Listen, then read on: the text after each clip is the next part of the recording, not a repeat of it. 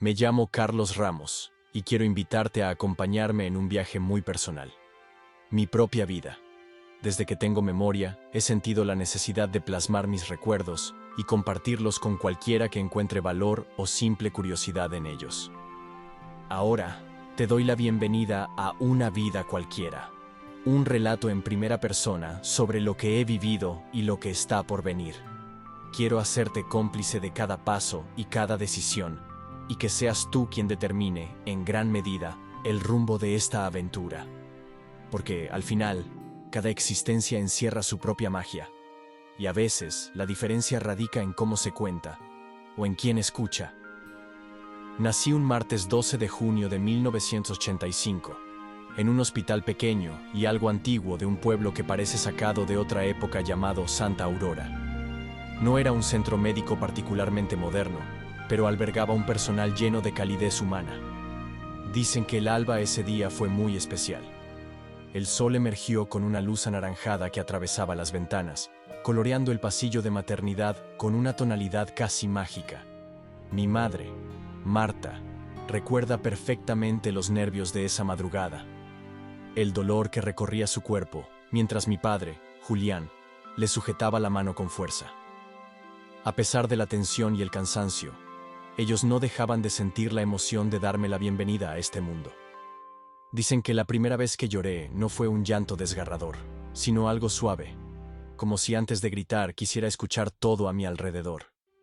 Mi abuela materna estuvo presente y me cubrió con una cobija de lana marrón que ella misma había tejido meses atrás. Fue la primera vez que mi madre pudo sostenerme, y en su rostro se dibujó esa mezcla de alivio y amor que solo las madres pueden expresar. De inmediato, supe que había llegado a un lugar donde, a pesar de las carencias materiales, jamás faltaría un abrazo cálido. Durante los primeros días, me quedé en el hospital debido a una leve complicación respiratoria, pero todo se resolvió rápido, y mis padres y yo nos reunimos pronto en nuestra casa, una vivienda modesta con paredes pintadas en un color amarillo claro que brillaba aún más bajo el sol. Ese hogar había sido construido gracias al esfuerzo de mis abuelos, quienes habían comprado el terreno cuando llegaron desde un pueblo vecino en busca de un futuro mejor. El techo era de tejas rojas, y el jardín estaba cercado por una pequeña valla de madera que mi padre pintaba de blanco cada primavera. Al frente, había un limonero que daba frutos abundantes, y un rosal que mi madre cuidaba con esmero. Santa Aurora era un lugar tranquilo, con calles de tierra en la zona antigua, y algunas pavimentadas en el centro, donde se concentraban las pocas tiendas y la iglesia. En ese espacio pintoresco crecí, rodeado de los relatos de mis abuelos, el trabajo constante de mis padres y el bullicio de los vecinos, que siempre estaban dispuestos a dar una mano. No recuerdo mis primeros años con total nitidez, como es natural en cualquier niño, pero a menudo mi familia me contaba anécdotas de esos tiempos. Según mi madre, yo solía dormirme con facilidad en brazos de mi padre, mientras él tarareaba canciones que aprendió cuando estuvo en la escuela primaria. Mi padre, un hombre de manos ásperas y mirada tierna, trabajaba como mecánico en el único taller del pueblo. Ese lugar era pequeño, con un techo de lámina y un piso de cemento manchado de aceite. Aún así, era el centro de muchas historias y de buena parte de la vida comunitaria. Siempre había alguien que llegaba con alguna avería en su camioneta o en su vieja motocicleta. Papá era de pocas palabras, pero cuando hablaba, solía dar consejos llenos de sabiduría sencilla. Jamás lo oí quejarse de su trabajo. Tal vez, de vez en cuando, dejaba escapar un suspiro al ver lo tarde que regresaba a casa, pero se levantaba al día siguiente con las mismas ganas de siempre. Mamá, en cambio, era maestra de primaria y trabajaba en la escuelita local, un edificio también bastante antiguo con paredes pintadas de verde y blanco. Me gustaba visitar el aula cuando apenas comenzaba a caminar, quizá porque me sentía fascinado por el orden de las sillas, los libros de colores y los pizarrones con tiza blanca. Ella solía llevarme con cuidado por los pasillos, mostrándome los murales que pintaban los niños y presentándome a sus compañeros de trabajo. A veces, incluso me sentaba en los pupitres pequeños mientras ella terminaba de organizar la clase del día siguiente. Te voy a enseñar todas las letras cuando seas un poquito más grande, me decía con una sonrisa, y me daba un beso en la frente. Siempre tuve la sensación de que en esa escuela se respiraba una mezcla de inocencia y sueños. Muchos de esos niños querían ser doctores, futbolistas o maestros, y por los pasillos se escuchaban sus risas, sus juegos, y una esperanza constante de que el futuro sería mejor. Mi abuela materna, a quien cariñosamente llamábamos Abita, era una mujer fuerte, de estatura baja pero espíritu indomable. Había trabajado en distintos oficios para sacar adelante a sus hijos cuando mi abuelo enfermó. Afortunadamente, él se recuperó, pero el temple de mi abuela se forjó durante esos años difíciles. Ella me cuidaba a menudo mientras mis padres trabajaban. Desde temprana edad, aprendí el significado de la palabra disciplina. Abita me enseñaba a levantar los juguetes y organizar la habitación antes de jugar con algo nuevo.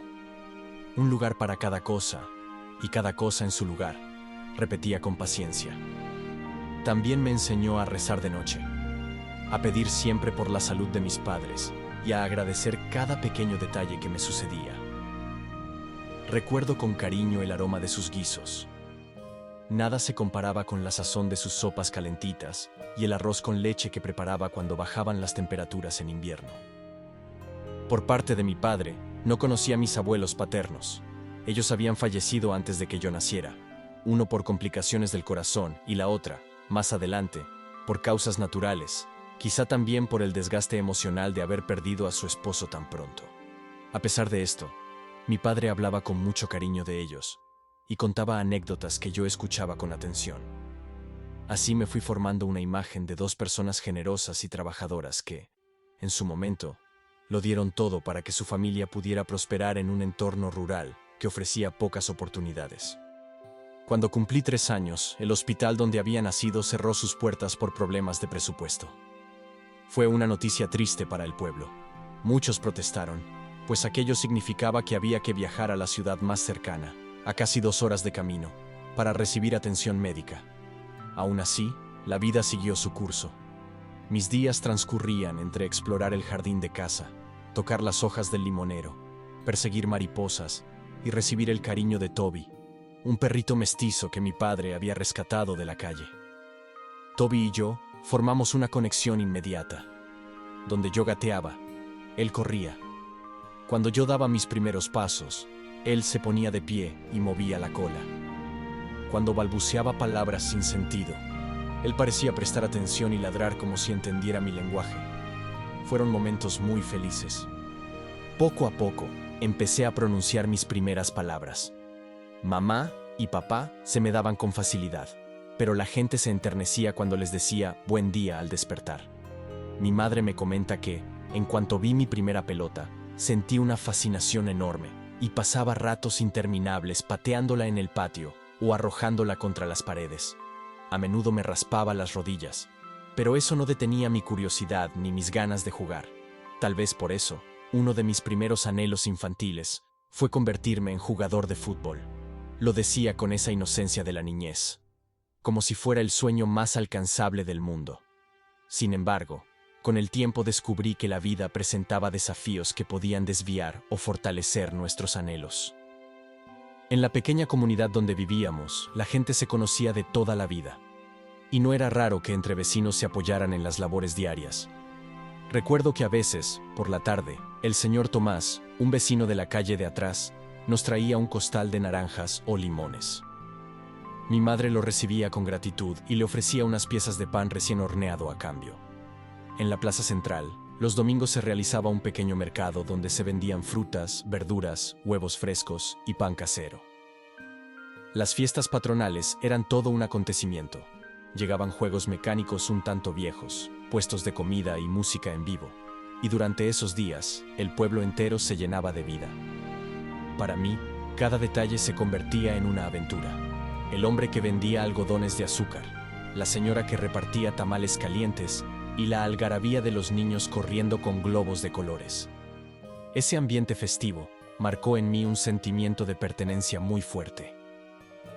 Alrededor de los 5 años, tuve más conciencia de mí mismo y de mi entorno. Fue entonces cuando empecé a asistir al kinder que dirigía una amable maestra llamada Leticia.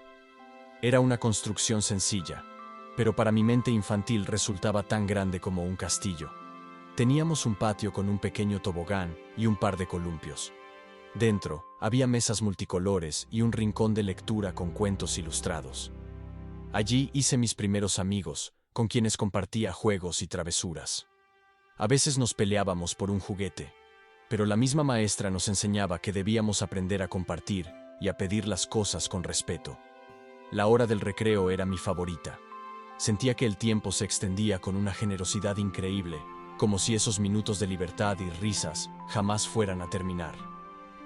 Mamá, por su parte, había dejado de dar clases temporalmente y trabajaba en la administración de la escuela primaria para estar más cerca de mí en caso de que necesitara algo. Ella siempre me recordaba la importancia de ser amable con los demás, de no hacer bullying ni burlarme de otros niños. Nunca se sabe por lo que alguien está pasando en casa, solía decirme.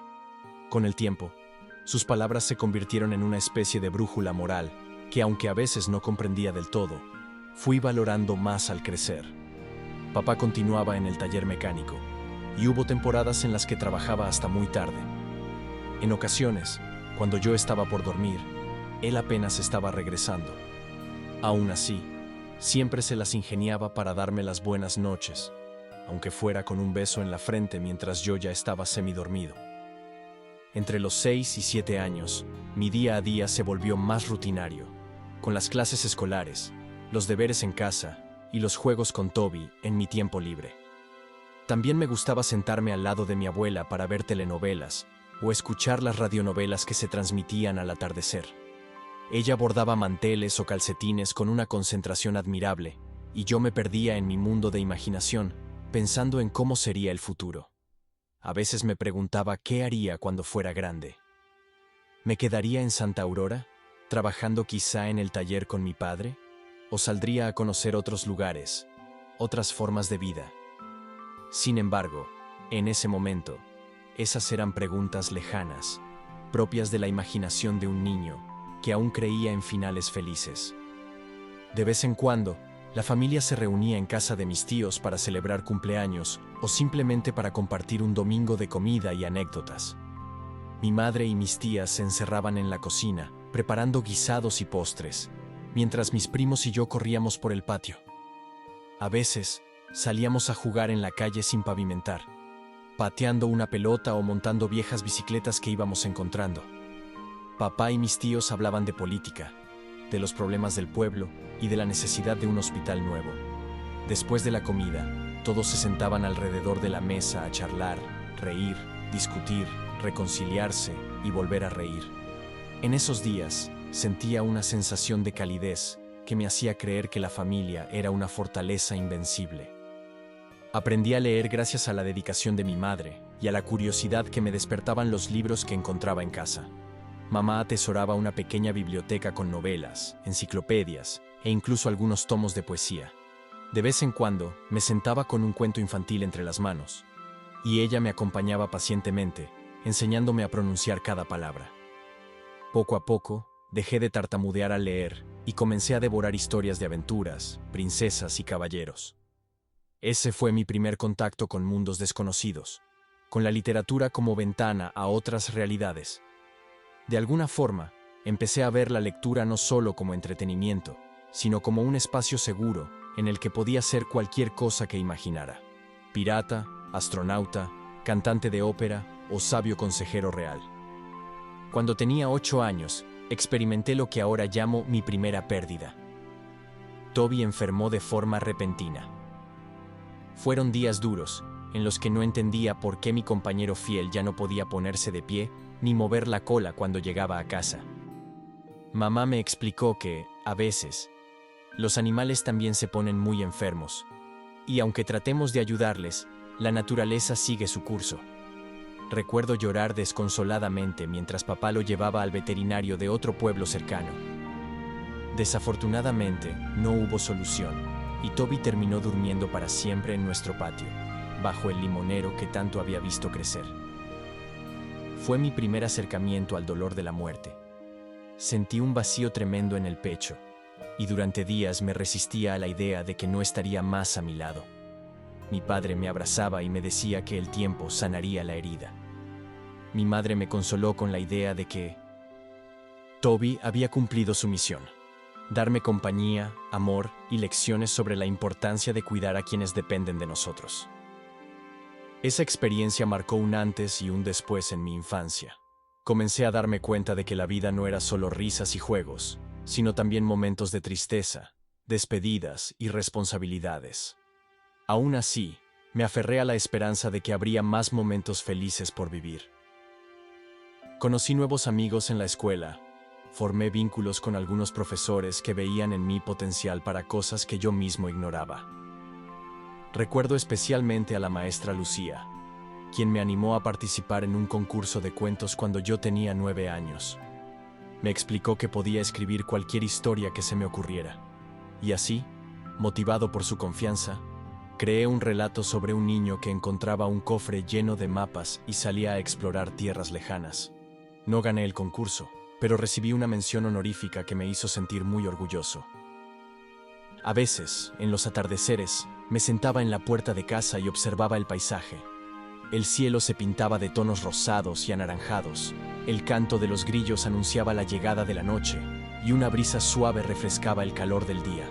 Tenía la sensación de que en cualquier momento pasaría algo que cambiaría mi mundo para siempre. La gente del pueblo hablaba de la posibilidad de que llegara una inversión para construir un centro de salud y mejorar las carreteras, pero todo seguía igual, con el paso del tiempo transformando los lugares y a las personas de manera imperceptible pero constante. Una tarde, mientras mi madre terminaba de ordenar la cocina, me fijé en las líneas de cansancio que empezaban a dibujarse en su rostro. Fue entonces cuando empecé a preguntarme sobre las metas que mis padres habían tenido en su juventud. ¿Mamá siempre había querido ser maestra o tuvo otros sueños? ¿Papá habría querido ser dueño de un taller más grande o trabajar en algo distinto? Esas preguntas rondaban mi mente, y comencé a entender que la vida adulta implicaba decisiones que a veces se tomaban por necesidad, más que por pasión. A pesar de ello, ambos me transmitían la idea de que yo debía esforzarme en los estudios y perseguir lo que me hiciera feliz, aunque no siempre fuera fácil. Conforme fui creciendo, descubrí que mis gustos e intereses iban cambiando. El fútbol seguía gustándome, pero no al nivel de cuando era más pequeño. Ahora me llamaban la atención los libros de historia y de ciencia. Me fascinaba la idea de cómo el mundo funcionaba, cómo se habían formado las montañas, cómo se expandía el universo, o cómo la historia de nuestros antepasados influía en lo que somos hoy. El pueblo de Santa Aurora, con su atmósfera tranquila y su gente solidaria, se convirtió en el escenario perfecto para mis descubrimientos personales. De algún modo, sentía que ese lugar me protegía, me daba raíces y al mismo tiempo me invitaba a imaginar lo que había más allá de sus fronteras. Más o menos a los 10 años, ocurrió un acontecimiento que me haría madurar de golpe. Mi padre tuvo un accidente en el taller mecánico. Un motor que estaba reparando se liberó de su soporte y le cayó sobre la pierna. Aunque no llegó a ser mortal, el golpe le fracturó la rodilla y tuvo que permanecer en reposo durante varias semanas. A partir de ese momento, entendí que nuestra vida podía cambiar de un segundo a otro. Ver a mi padre, ese hombre fuerte y trabajador, obligado a usar muletas y a pasar tanto tiempo en cama, me partió el corazón. Sin embargo, aprendí el valor de la resiliencia. Mi padre, en lugar de hundirse en la frustración, trataba de apoyar a mamá en lo que podía, revisaba mis tareas, me pedía ayuda para alcanzar cosas y se entretenía leyendo el periódico o viendo programas de mecánica en la televisión. Con el tiempo, se recuperó, pero lo hizo con una ligera cojera que a veces le causaba molestias. Jamás lo escuché renegar de su suerte. Decía que, si estaba vivo, era por algo, y que ese tropiezo le recordaba cuán valiosa era la familia. Ahora, al mirar atrás, veo que todos estos detalles de mi infancia conforman las piezas de un rompecabezas que me define. Cada risa, cada lágrima, cada consejo de mis abuelos, cada palabra de mis padres, cada amigo que hice en la escuela, cada gol que anoté jugando fútbol en la calle, y cada página de libro que leí con curiosidad, me ha llevado a ser quien soy hoy. Y eso apenas es el comienzo de mi historia. Me faltan muchas etapas por recorrer, decisiones que tomar, errores que cometer y lecciones que aprender. Sin duda, he tenido una vida común, con sus sombras y sus luces, pero llena de momentos que valen la pena recordar. Ahora quiero compartirla contigo, y no solo de manera estática, sino como un relato vivo que pueda tomar giros inesperados. Quiero que seas tú, que me escuchas, quien contribuya a definir los próximos pasos de mi narración. Dejaremos 3 opciones en una encuesta para continuar la historia, y serán ustedes, los oyentes, quienes decidan el rumbo que tomará el siguiente capítulo.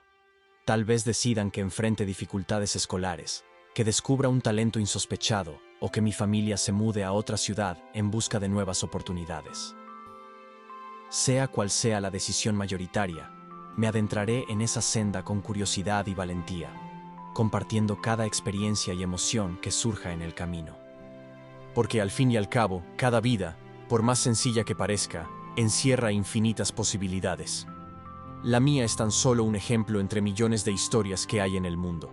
Sin embargo, espero que en mis vivencias puedas reconocer algo de las tuyas, que al oírme revivas tus propios recuerdos y te des cuenta de que, en el fondo, no estamos tan solos como a veces pensamos. Es un camino largo y fascinante, y te invito a recorrerlo conmigo, a moldearlo, a ser parte activa de estos relatos que, con un poco de imaginación y colaboración, pueden convertirse en un legado de anécdotas que trascienda fronteras y generaciones. Me despido por ahora, pero prometo volver en el próximo episodio con las vivencias que tu elección determine. Después de todo, la belleza de esta narrativa es que tú tienes el poder de decidir. Y yo, con toda mi historia detrás, seguiré adelante, aprendiendo, creciendo y enfrentando los retos que la vida ponga en mi camino. Así que, sin más, abre tu corazón y participa. Tal vez nunca hemos hablado en persona, pero te aseguro que de alguna manera estamos conectados. Y así, con este recorrido por mi infancia y conociendo un poco más de mi familia, llegamos al final de este primer capítulo de mi historia. Desde aquellas tardes soleadas jugando con Toby y mis primos, hasta los instantes más duros que me enseñaron lo frágil que puede ser la vida, espero haberte transmitido la esencia de mis primeros años en Santa Aurora. Sé que me quedan muchos caminos por descubrir y decisiones que tomar, y me encantaría que formases parte de ese proceso. Como te mencioné antes, este podcast busca ser algo más que un monólogo. Quiero que tú, que me escuchas, decidas qué rumbo tomará el siguiente episodio. Por eso, te propongo 3 caminos posibles para continuar mi historia. Al finalizar, podrás votar en la encuesta que publicamos en el canal, y la opción más elegida guiará el próximo capítulo. Un giro inesperado en la escuela, problemas con maestros o compañeros que ponen a prueba mi carácter. Una mudanza repentina. Mi familia y yo empacamos todo para ir a buscar mejores oportunidades en otra ciudad. El descubrimiento de una habilidad. Empiezo a destacar en un deporte o actividad que jamás imaginé dominar. Te invito a dejar tu voto y a acompañarme en esta travesía que apenas comienza. ¿Qué te gustaría que pasara en mi vida? La decisión es tuya, y mi siguiente relato dependerá de la ruta que elijas. Porque, al final, cada momento, cada rostro y cada lugar pueden marcar un antes y un después en la historia de cualquiera, incluso en la mía. Nos escuchamos en el próximo episodio de Una vida cualquiera. Hasta pronto.